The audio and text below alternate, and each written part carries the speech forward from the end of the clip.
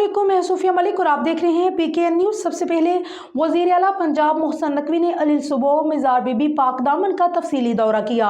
सूबाई वज़ीर औक़ाफ़ अज़फ़र अली नासिर भी उनके हमरा थे। सरदार ताहिर महमूद की रिपोर्ट।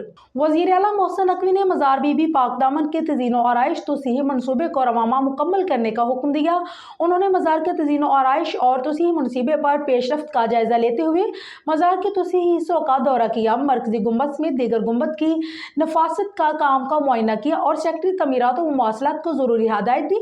वज़ीर आला मोहसिन नकवी ने मज़ार के हर गुंबद को खूबसूरत लाइट से रोशन करने की हदायत देते हुए मज़ार पर मुल्क की तरक्की, खुशहाली, इस्तेहकाम, सालमियत और अमन समेत मलजूम फ़लस्तीनी मुसलमानों की सलामती के लिए ख़ुसूसी दुआ की।